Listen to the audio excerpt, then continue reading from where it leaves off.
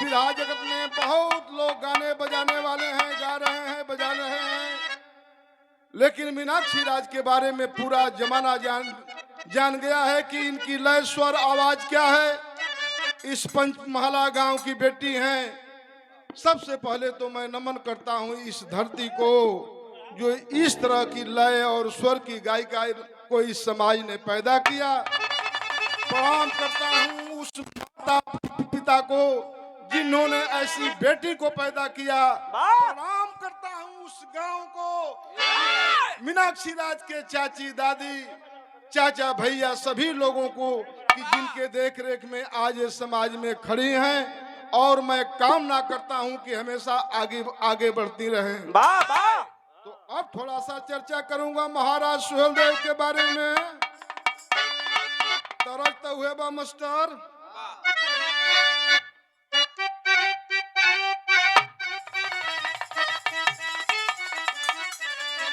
एक पहले गावे लोग, बहुत पहले कई धुन बा।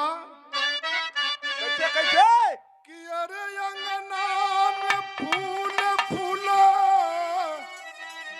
अरे गेनवा रे ननदी, बाजले बधैया दुआरा।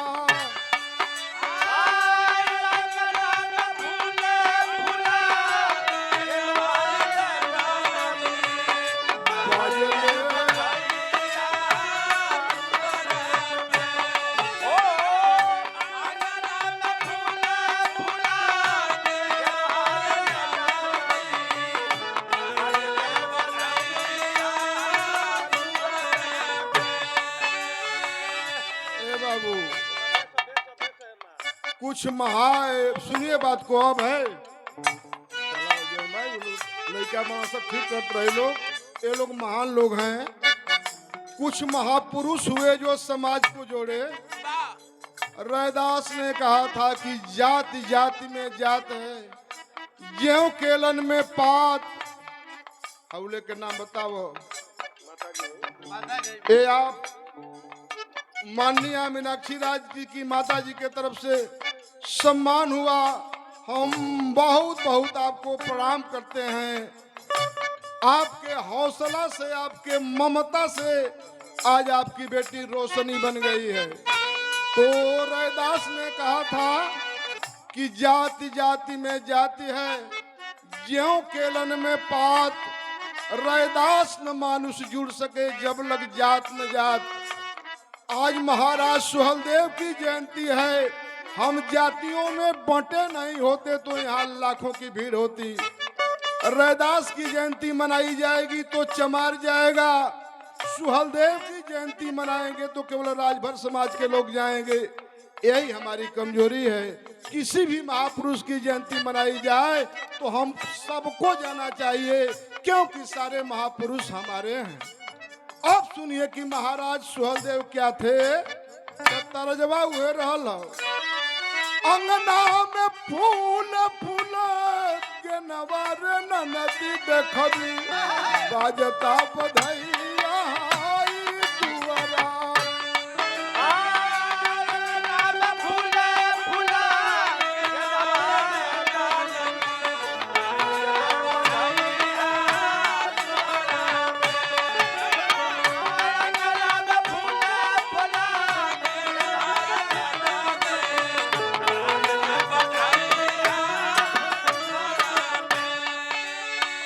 प्यारे साथियों, सामने बैठे हुए हमारे सम्मानित लोग लाइन पे गौर करेंगे।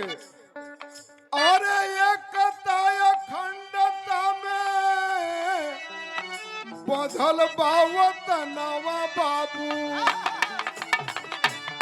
आज जो पूरा देश एकता और अखंडता में बंधा हुआ है, वह किसके कारण बंधा हुआ है?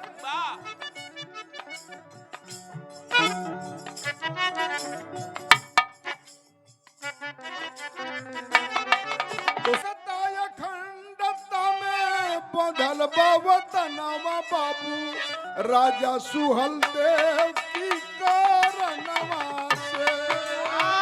एकता अखंडता में बंधल बावत नवा बाबू,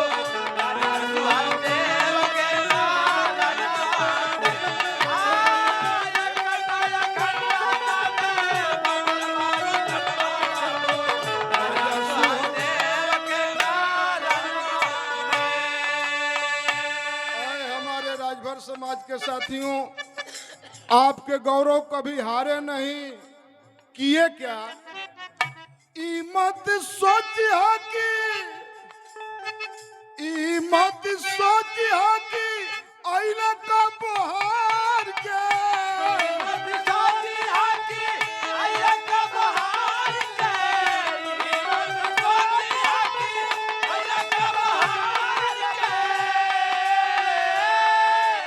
कैले का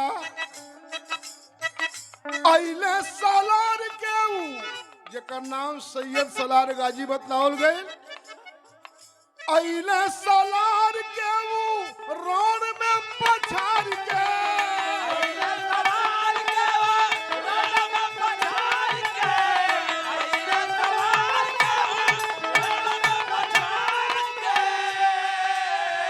मटिया में मिलल बाटे पाजी का गुमनावा बाबू। मटिया में मिलल बाटे पाजी के गुमनावा बाबू। राजा सुहल देव की कारणवा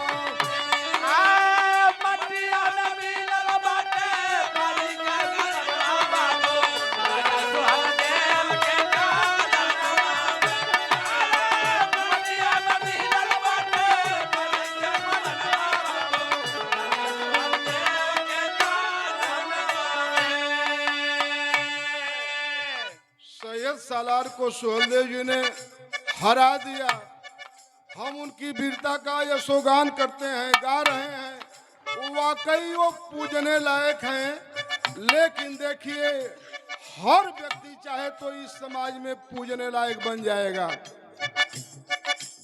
अब जे कुर्सी पर बैठल बा वो हर, चाहे जे मंच पर बा ये हर, ई मत केहू सोचे कि ना हम पूजे लायक ना होई। जो भी व्यक्ति चाहेगा इस समाज में पूजने लायक हो जाएगा। बस थोड़ा सा आइडिया बदलना होगा, विचार बदलने होगा, अपना नीत बदलनी होगी, तब भैया हो जहिया तू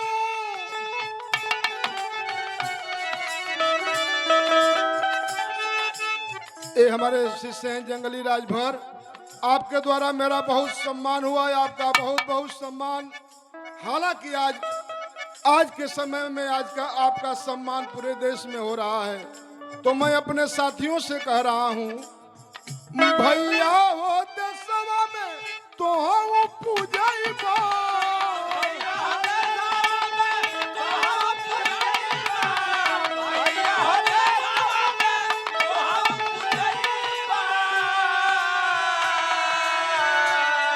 देश में तोहरो पूजा होई कौन कि भैया हो देशवा में और तो हम पूजैबा।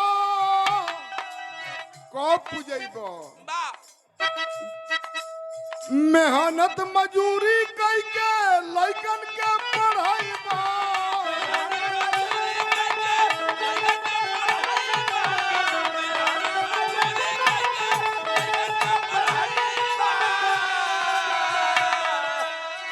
भैया हो देशवा में तो हूँ पूजैबो मेहनत मजदूरी करके।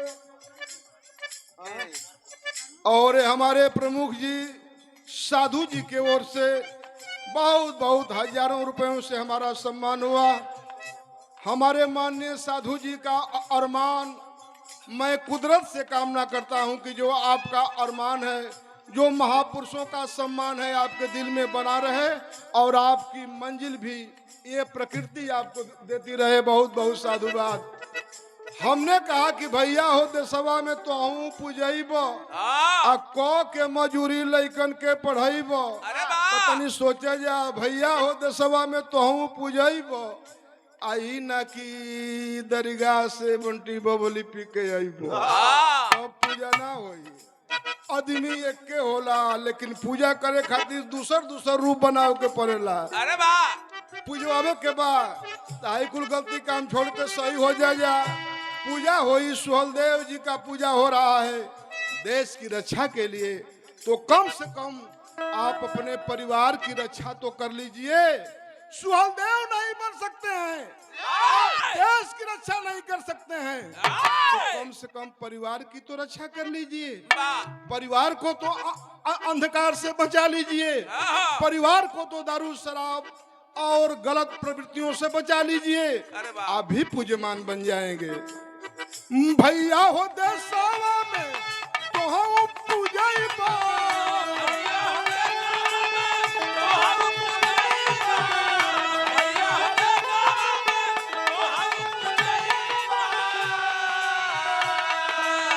कई के मजूरी लाई कन के जो पढ़ाईबा।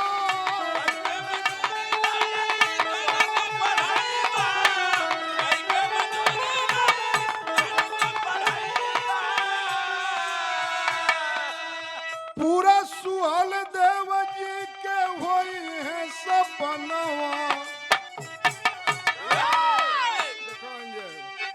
चाकी ना बनल रहल जाला। जब सम पर मामला चले तब भगलो जाला। पूरा पूरा सुहल देव जी के होई है सपनवा। देखो राजा सुहल देव जी का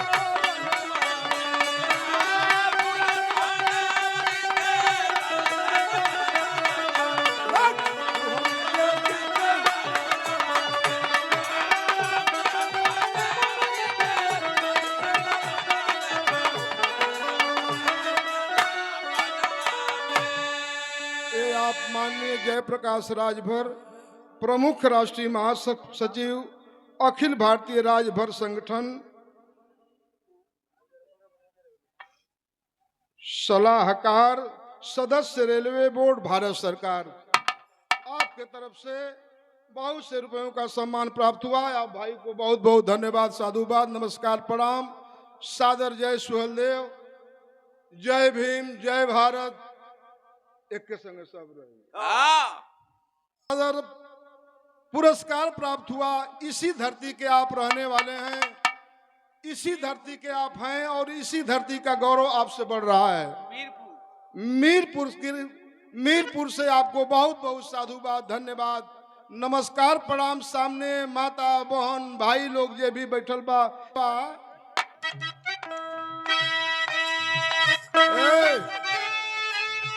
एगो कहावत सुनने वाला जाना, जेकरी कुल खानदान में केहू ना रहेला वो मिटा जाला। अंबेडकर साहब की कुल खानदान में महार चमार ना रहल रहित लोग तो वो मिटा गए रहता हूँ। ये पक्का बात बा, चाहे कि केहू माने चाहे न माने। कुछ लालच बा, कुछ लोक बा, कुछ लिहाज बा, तो जेकर कुल खानदान जगावत रहेला उहे आदमी जिएला। अब ऐसा ये देश का रीत हो गई बा। राजभर समाज नहीं जगता तो क्या सुहेलदेव की जयंती बनिया मनाएंगे? तो आप लोग धन्य हैं कि उनके खानदान के लोग जगे हुए हैं। इसलिए मैं कह रहा हूं, धन्य लोग बने महाराजा खानदानी।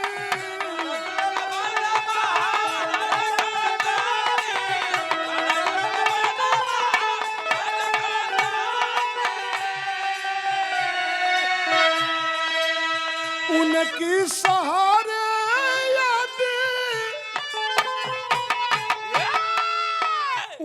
सहारे याद आवे बलिदानी।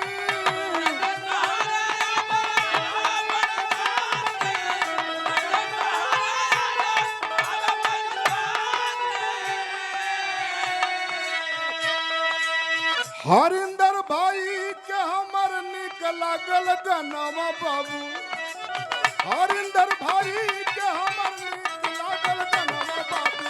राजा सुहेलदेव की करनवा।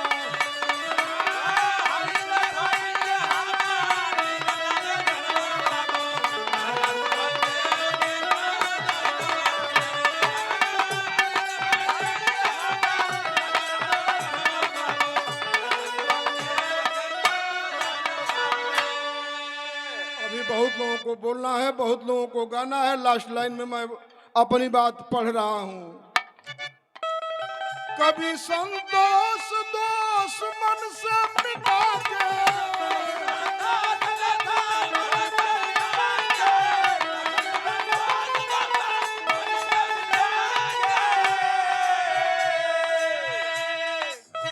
गौरव मिली गीत सुहल देव जी के गा के।